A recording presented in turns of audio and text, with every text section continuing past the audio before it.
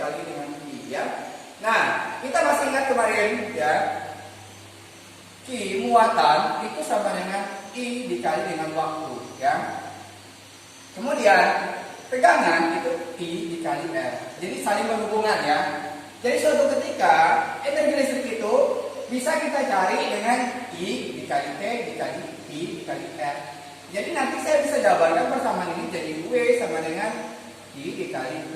Artinya Q-nya kita bisa ubah jadi I dikali T, P-nya kita bisa ubah dengan I kali R. Nah, kalau kalian nemukan kejadian ini tinggal kali aja. Jadi I kuadrat kali I kuadrat dikali R dikali T ya. Bisa aja kejadiannya kayak gitu ya. Nah, kuncinya di sini. Jadi W itu energi listrik, satuannya joule, Q itu adalah muatan listrik, satuannya coulomb, P itu adalah beda potensial, satuannya volt ya. Nah, berikutnya kita akan lanjutkan dengan daya listrik ya. Daya listrik itu adalah besar energi listrik yang digunakan oleh suatu peralatan listrik tiap satuan waktu ya. Nah, kata-kata ini bisa kita ubah jadi P sama dengan W per T ya. Ini adalah energinya, ini adalah waktunya ya. Nah, kalau seandainya suatu ketika kita tidak menemukan kata energi yang ada usaha, nah, boleh juga kita kaitkan gitu ya. Jadi usaha sama energi itu berhubungan gitu Pak ya. Nah, keterangan P itu adalah daya listrik, satuannya watt, W itu adalah energi listrik, satuannya joule, T itu adalah satuannya scott ya. Ini ada ketentuannya. Jika lampu dipasang pada tegangan yang lebih kecil dari spesifikasi lampu, maka daya yang digunakan lampu juga akan lebih kecil dari daya yang tertera pada lampu. Maksudnya seperti apa? Jadi kalau kita beli lampu itu tertulis itu 25 watt ya. Kemudian 220 volt. Ya, ini tegangan yang sudah ditentukan oleh lampu nih, sama daya yang ditentukan oleh lampu dan tegangan yang ditentukan oleh lampu.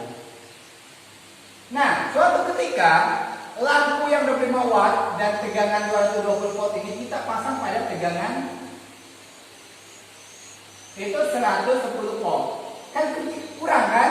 Kurang dari ketentuan lampunya. Kalau seandainya lampu ini dipasang dengan tegangan yang kurang dari tetapannya, maka daya lampu juga akan lebih kecil dari daya yang tertera pada lampunya ya.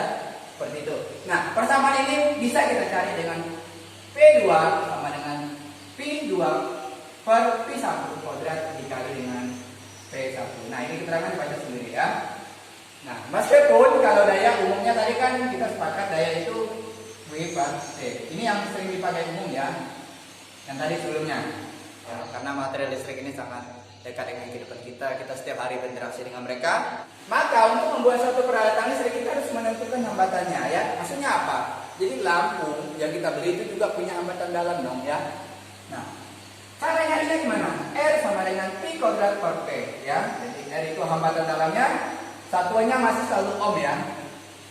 P adalah tegangan spesifikasi alat, kapasitas alatnya atau ketentuan alatnya yang mudah tertulis, yang mudah ditentukan gitu ya. P adalah daya spesifikasi alat ya.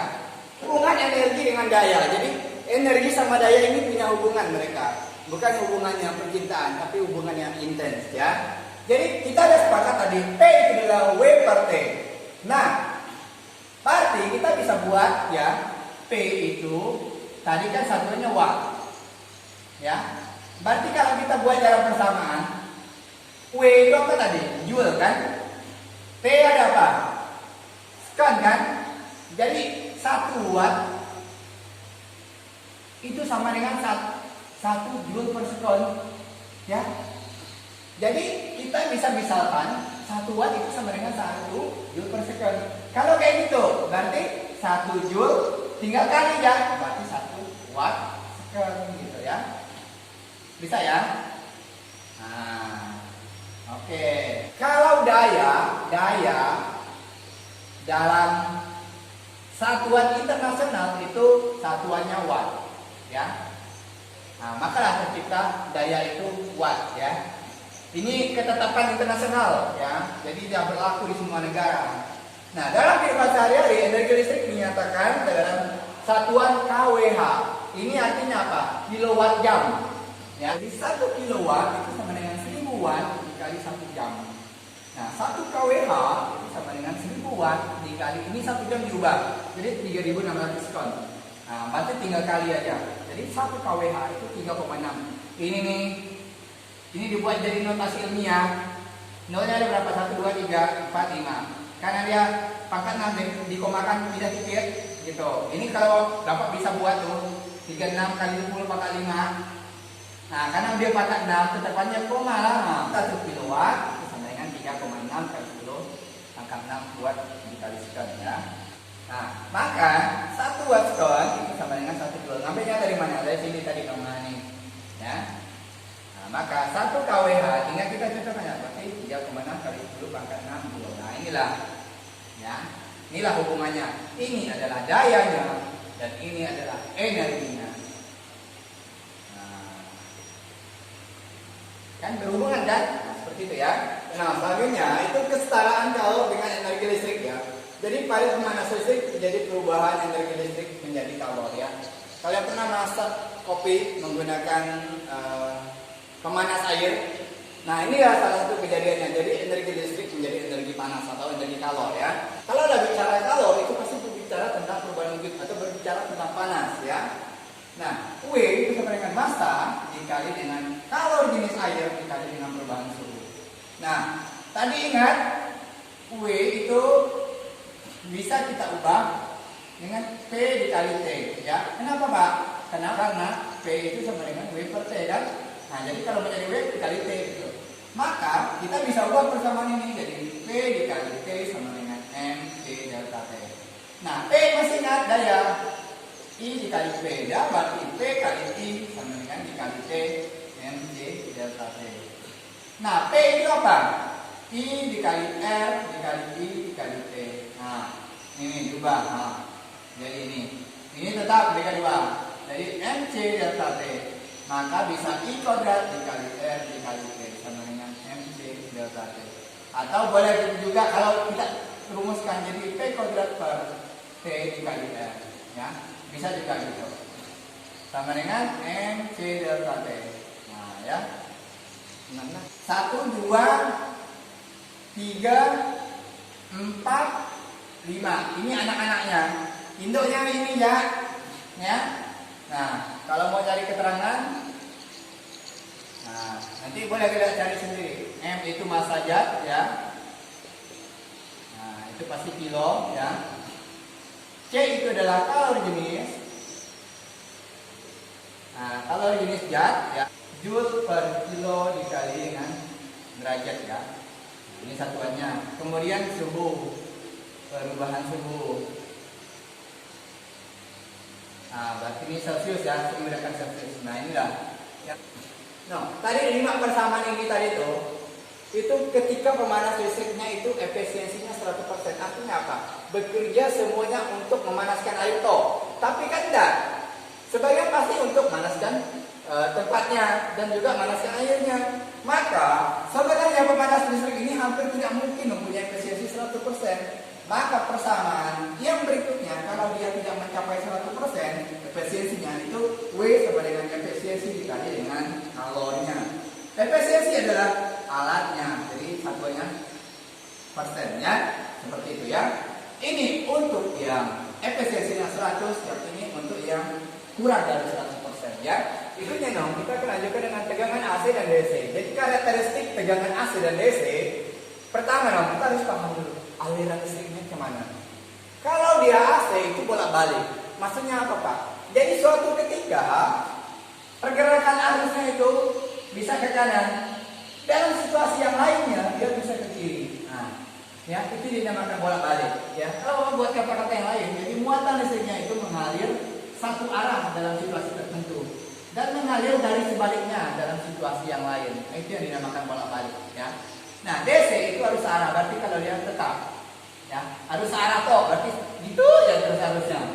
Harus searah, namanya DC.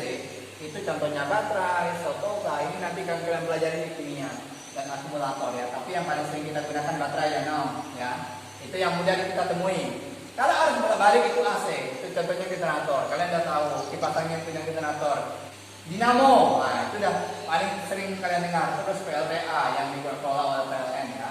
Pakai pakai listrik tenaga air ya. Ini ada grafik DC, itu tegangannya itu tetap setiap waktu. Jadi tegangannya tidak berubah, tetap terus. Kalau dia grafik AC, tegangannya berubah secara periodik ya, terhadap waktu. Ya bisa ya. Nah, tegangan AC. Ini adalah maksimum, ini P minimum ya. Pada rangkaian AC, nilai arus dan tegangan itu berubah-ubah terhadap waktu. Sehingga pengukuran menggunakan voltmeter dan ampermeter itu menghasilkan nilai efektif. Nah, biasa orang nyingkatnya RMS. Kepanjangannya adalah Rod-Means Square ya. Nah, dalam hal ini nilai arus dan tegangan pada AC itu disamakan, dianggap sama dengan DC, sehingga menghasilkan kalor dalam satu hambatan dalam waktu yang sama ya.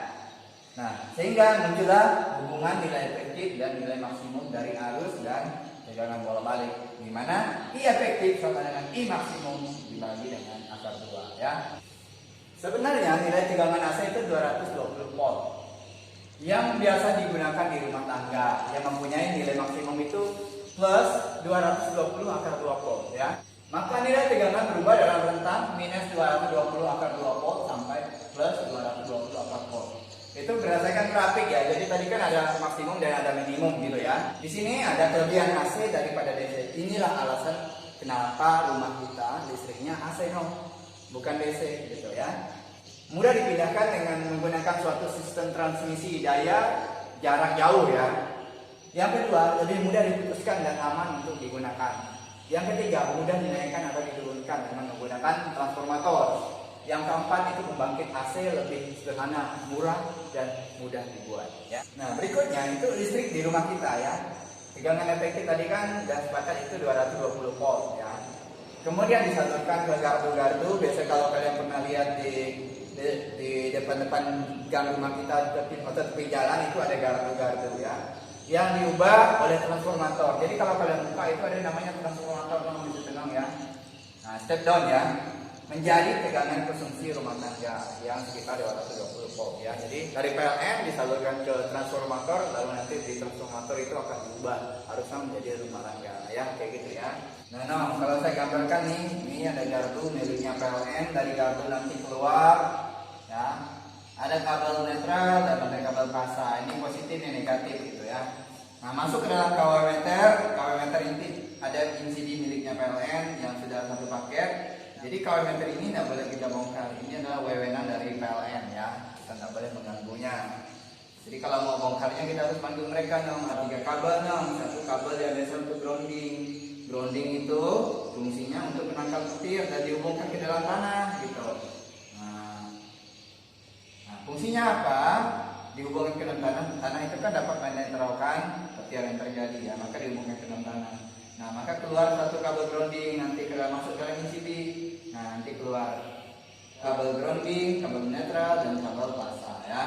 Nah, jadi kalau mau lebih aman itu pakai 3 kabel. Tapi di rumah kita ada pakai 2 kabel aja dong. Jadi groundingnya nggak dipakai biasanya.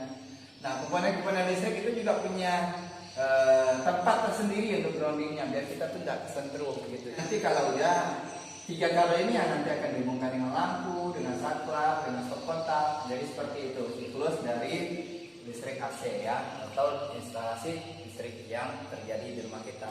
Sekian dapat saya sampaikan, mudah-mudahan kalian mengerti. Nanti silakan kalian cari lagi literatur yang lain biar kalian lebih paham ya. Nanti kita akan cari tahu bagaimana cara kita mengukur penggunaan daya di rumah kita ya. Jadi kita cari, misalnya kita punya kulkas, kita punya TV, kita punya akuarium ya. Nanti kita bisa menghitung penggunaan dayanya ya. Terus kita juga bisa tahu berapa kW meter yang kita gunakan dan arus yang dihasilkan berapa ya.